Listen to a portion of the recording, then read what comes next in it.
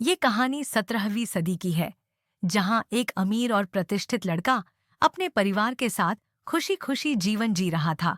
लेकिन उसकी जिंदगी उस समय बदल जाती है जब एक खतरनाक जादूगरनी उसे श्राप देकर एक डरावने रूप में बदल देती है और फिर उसे जिंदा ही कब्र में दफना देती है। 200 साल बाद अचानक एक दिन वह अपनी कब्र से आजाद हो जाता है और इस बदली हुई दुनिया में वापस लौट आता है। लेकिन सवाल यह है कि वह लड़का 200 साल तक कब्र में जिंदा कैसे रहा और जादूगरनी ने उसे यह श्राप क्यों दिया था। आज की इस कहानी में हम यह सब जानेंगे। तो कहानी शुरू होती है साल 1660 के समय से, जहां हम कॉलिन परिवार को देखते हैं। इस परिवार में केवल 3 लोग रहते हैं। इस परिवार में अपने माता पिता के साथ सिर्फ एक छोटा लड़का होता है, जिसका नाम है बर्नबास।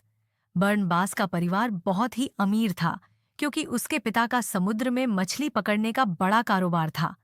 उन्होंने अमेरिका से कुछ दूरी पर समुद्र के पास एक आगे हम देखते हैं कि बर्नबास के पिता उसे समझाते हैं कि दौलत से बड़ा परिवार होता है, इसीलिए हमेशा अपने परिवार का ख्याल रखना। कॉलिंग स्पोर्ट में बर्नबास के पिता ने अपने परिवार के लिए एक शानदार हवेली बनवाई, जिसका नाम रखा गया कॉलिंगवुड। कुछ ही सालों में उनका मछली पकड़ने का कारोबार तेजी से बढ़ने लगा। इस दौरान बर्नबास भी बड़ा होकर जवान हो चुका था।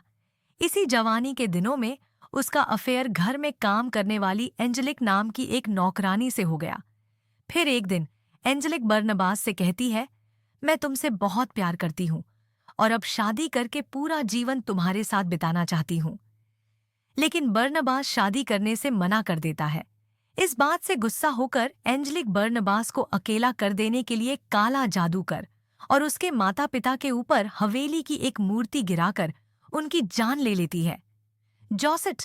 लेकिन बर्नबास और जॉसेट का प्यार देखकर एंजेलिक यह बात सहन नहीं कर पाती। वह फिर से काले जादू का सहारा लेती है और जॉसेट को अपने वश में कर लेती। इसके बाद हम जॉसेट को देखते हैं, जो एंजेलिक के वश में आकर एक ऊंची चट्टान पर चली जाती है। बर्नबास के वहां पहुंचने से पहले ही वह चट्टान से कूदकर अपनी जान दे देती है। अपने प्यार को इस तरह अपने सामने मरता हुआ देखकर बर्नबास भी उसी चट्टान, लेकिन इतनी ऊंचाई से गिरने के बाद भी बर्नबास नहीं मरता, क्योंकि एंजेलिक ने उसे श्राप देकर एक वैम्पायर यानी पिशाच बना दिया था, ताकि वह हमेशा अपने दुख के साथ जिंदा रहे। अब एंजेलिक को यकीन हो गया था कि बर्नबास को हराने का कोई और तरीका नहीं है, इसलिए वह गांव वालों को भड़काकर बर्नबास को पकड़वाती है। गांव वाले उसे एक ताबूत में बंद कर देते हैं और जमीन में दफना देते हैं, और इसी तरह 200 साल बीत जाते हैं। इसके बाद हम 1992 का समय देखते हैं, जहां विक्टोरिया नाम की एक लड़की ट्रेन से कोलिंसपोर्ट आ रही होती है। फिर वह एक गाड़ी से लिफ्ट लेकर कॉलिंवुड हवेली पहुंचती है। वहां पहुंचने के बाद बिल्ली नाम का एक नौकर उसके लिए दरवाजा खोलता है।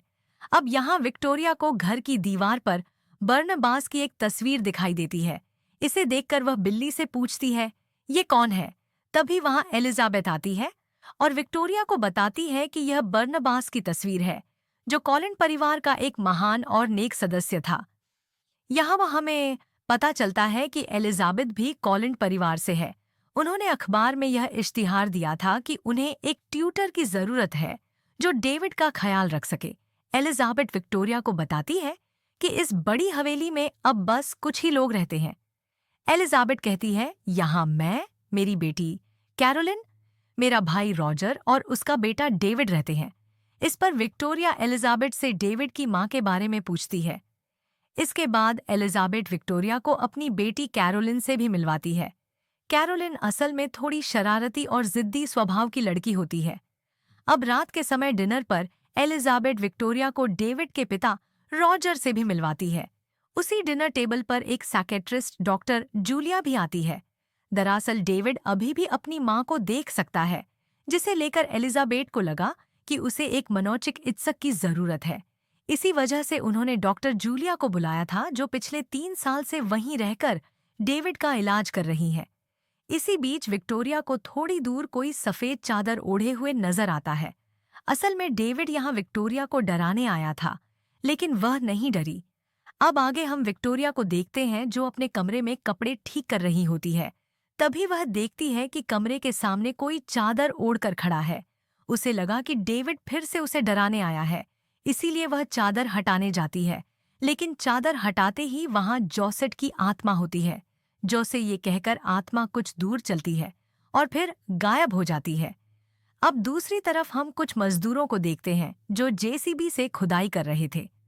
खुदाई के दौरान उन्हें जमीन के नीचे कुछ सख्त चीज महसूस होती है। जब वे मिट्टी हटाते हैं तो उन्हें एक ताबूत मिलता है। असल में बरनबास उसी ताबूत में कैद था। यह देखकर जब उनका सुपरवाइजर ताबूत पर लगी चेन को काटता है, तभी बरनबास अपनी कैद से आजाद हो जाता है। बाहर आते ही वह सभी मजदूरों पर हमला कर देता है।